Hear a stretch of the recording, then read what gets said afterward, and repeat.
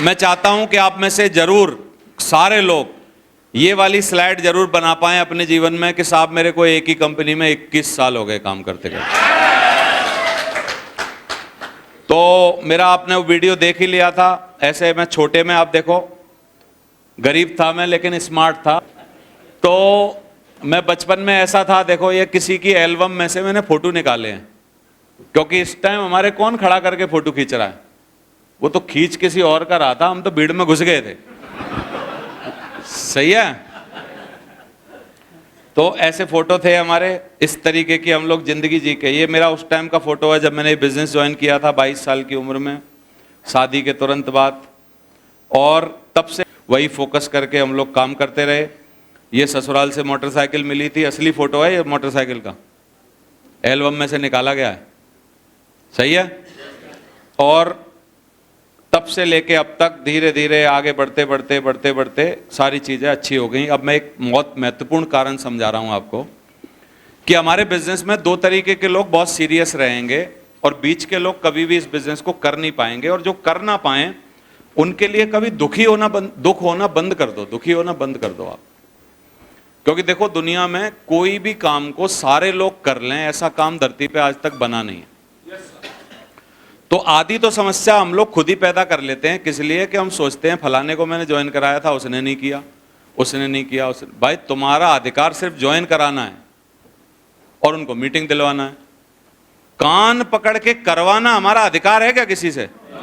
कैसे? कोई अधिकार ही नहीं है। तो नंबर 1, इस बिजनेस को वो लोग करेंगे जिनकी आय कम है लेकिन जरूरतें बहुत ज्यादा हैं। वो मेरी कैटेगरी के लोग हैं। क्या है? आय बहुत कम है लेकिन जरूरतें बहुत ज्यादा हैं, वो लोग कर लेंगे। या एक सेकंड कैटेगरी के लोग करेंगे इस बिजनेस को ग्रेवाल सर की तरह, कि जिनकी आय ठीक ठाक है। जब वो आए थे बिजनेस में तो 8,000 तनख्वाह सरकारी मिलती थी और उस टाइम 8,000 बहुत होते थे जिंदगी जीने के लिए। तो इनकी आय बिल्कुल ठीक ठाक है लेकिन उनके सपने बहुत बड़े हैं। अब ग्रेवाल सर के सपने बहुत बड़े थे, ये प्रूफ देता हूं आपको। किसी किसी आदमी को सपने दिखाने नहीं पड़ते हैं, होते ही बहुत बड़े हैं उनके। मेरे भी बहुत बड़े थे शुरू से, मैं उसका भी प्रूफ दूंगा आपको। लेकिन जब मैं बहुत ज्यादा परेशान हो जाता हूं इस बात से कि जब मैं पूछता हूं लोगों को कि भैया तुम्हारा कोई सपना है, और वो पट्टे बता ही नहीं पाते कि हमारा सपना है, इसका मतलब पता नहीं ये कौन से लोक में जी रहे हैं। सही है। और क्या इनको पता नहीं क्या कर रखा है, इनका इंजेक्शन लगा के किसी ने बुद्धि खींच तो नहीं ली है इनकी, जैसे ऐसे लगाया हो और खींच ली हो सारी। समझ में आ रहा है? अब ग्रेवाल जी के देखो क्यों सपने ज्यादा थे। हाई स्कूल पास करके वो आर्मी में चले गए। अगर सपने बड़े ना होते तो उनको वहां पत्राचार से, करस्पॉन्डेंस से इंटरमीडिएट पास करने की क्या जरूरत थी? कितने लोग करते हैं आर्मी वाले जाके? मैं आपसे पूछ रहा हूं। भाई नौकरी लग गई, तनख्वाह मिलने लग गई, अब आदमी क्या करेगा? फ्री की बोतल दारू मिल रही है, मीट चिकन मिल रहा है, शादी हो ही रखी है, छुट्टी में बीवी के पास चला जाएगा, बाकी अपने गप सड़ा के लगाता रहेगा और ताश की गड्डी ले लेगा, फालतू समय में ताश खेलता रहेगा। हाँ जी, क्या ऐसे जिंदगी नहीं जी जा सकती थी क्या? आवाज नहीं आ रही? जी जा सकती थी। तो वहां करस्पॉन्डेंस से क्यों इंटरमीडिएट किया भाई? मैं आपसे पूछ रहा हूं। इसका मतलब कुछ दिमाग में था। फिर सिर्फ बीए नहीं, इंटर नहीं किया, पूरी 4 साल की बीए होती थी उस टाइम, बीए भी की। अभी 3 साल की है बीए, तब ग्रेजुएशन होना 4 साल का होता था, वो भी किया। तो यानी 2 साल इंटर के, 4 साल वो 6 साल करेस्पॉन्डेंस से लगातार पेपर दिए, पढ़ाई की। पेपर में पास होना है तो इसका मतलब पढ़ना भी पड़ेगा, और पढ़ के पास भी हुए। फिर सिर्फ बीए नहीं किया साथियों, एमबीए भी किया। सही है। और 4 बार अलग अलग बोर्ड में अफसर बनने के लिए पेपर दिए, इलाहाबाद बोर्ड, बेंगलोर, और यहां पर जो उनकी परीक्षाएं होती हैं ना आर्मी वालों के अंदर, कि भाई आप परीक्षा दो और अफसर बन जाओ, तो वो अफसर वाले परीक्षा भी दी। तो जब उनके पास ये बिजनेस आया, एक्चुअली आया नहीं, जब हमारे अपलाइन उनके पास आए थे ओम प्रकाश जी कोई फॉर्म मांगने के लिए, तो मुंह से जल्दबाजी में वो ये बोल गए कि मैं यार बाबूजी जल्दी बीआरएस लेने वाला हूं अभी। तो इनके दिमाग में खटक गई बात है, यार ये बंदा तो यंग है, अभी 34-35 साल का है और बोल रहा है मैं बीआरएस ले रहा हूं। बोला साहब आप ऐसा क्या करते हो जो बीआरएस ले रहे हो? और कोई नेटवर्कर से पूछ ले कि आप क्या करते हो जो बीआरएस ले रहे हो, तो कितने लोग बोलते हैं वो तुरंत चाहे 10 ही मिनट हो उस पर गोले तो काट ही देगा वहां। आवाज नहीं आ रही? तो जो फॉर्म मांगने आए थे वो, उन्होंने पीछे उसी के गोले काट दिए 2। बोला बाबूजी ऐसे यू के नीचे 2 और 2 के नीचे धीरे धीरे ऐसे आप बनाओगे तो मैं ऐसे नेटवर्क बना लिया, इतने का मेरा नेटवर्क बन गया, इतने पैसे आ गए। चेक दिखा दिए उन्होंने अपने कि ये मेरे पास चेक आ रहे हैं। इतना ही बहुत था। किसी आदमी के लिए अगर ढूंढ रहा हो कोई कुछ तो कितना चाहिए उसको? इतना बहुत है कि नहीं? उन्होंने बोला आप मेरे को नंबर दे के जाओ अपना और मैं आपको कॉल करूंगा। और कॉल पे ही इन्होंने पैसे डाल दिए, उनकी ज्वाइनिंग हो गई और उनके ना रहते रहते ओम प्रकाश जी के इन्होंने 37 बंदे अपने ज्वाइन करा दिए, बंदे वहां पर, बिना फॉलो अप, बिना प्लान। तो इसलिए जल्दी जल्दी लोग जुड़ गए और 35-40 लोग आ गए तो फिर ओम प्रकाश जी ने सपोर्ट करना चालू किया और रेस्ट ऑफ द हिस्ट्री, बाकी चीजें आप जानते ही हो। धीरे धीरे काम होने लगा। तो मैं क्या बता रहा हूं, 2 तरीके के लोग दुनिया में हैं जो हमारे बिजनेस को करेंगे। नंबर 1 कौन? जिनकी आय बहुत कम है और जरूरतें बहुत ज्यादा। चलो हाथ उठवाते हैं। आप में से कितने ऐसे लोग हैं जो मेरी जैसी कैटेगरी में आते हैं? आय बहुत कम है लेकिन जरूरतें बहुत ज्यादा हैं। इतने सारे। आय बहुत कम है लेकिन जरूरतें बहुत ज्यादा हैं।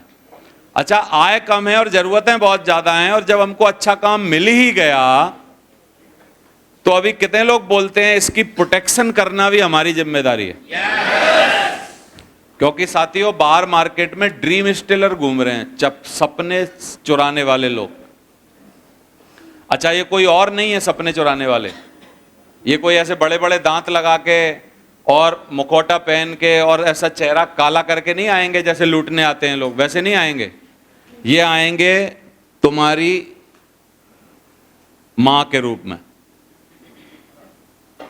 या पापा के रूप में या बीवी के रूप में या जीजा के रूप में या साले के रूप में या ताऊ के रूप में या चाचा के रूप में।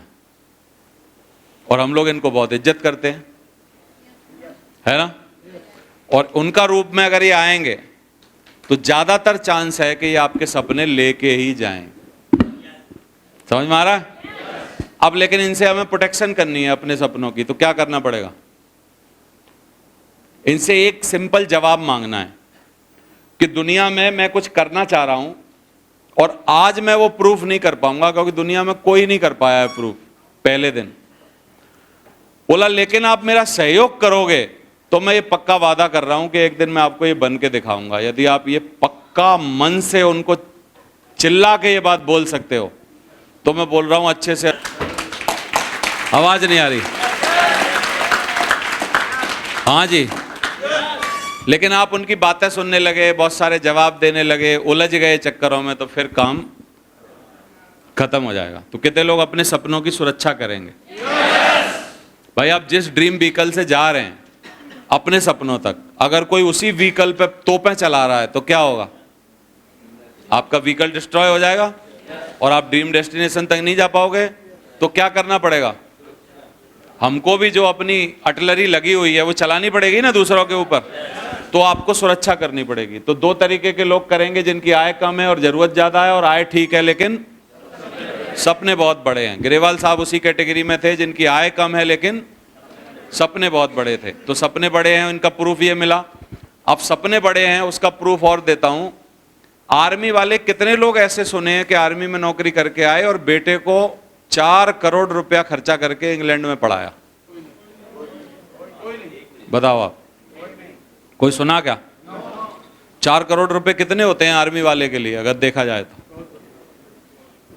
4 जन्म की इनकम बता रहा हूं, क्योंकि एक जन्म की में 1 करोड़ ही इकट्ठे हो जाए वही बहुत बड़ी बात है। हाँ जी, इसका मतलब सपने बड़े हैं। फिर ऐसे आर्मी वाले कितने लोग देखे जो 4-5 करोड़ के मकान में रह रहे हैं? हाँ जी, नहीं ना।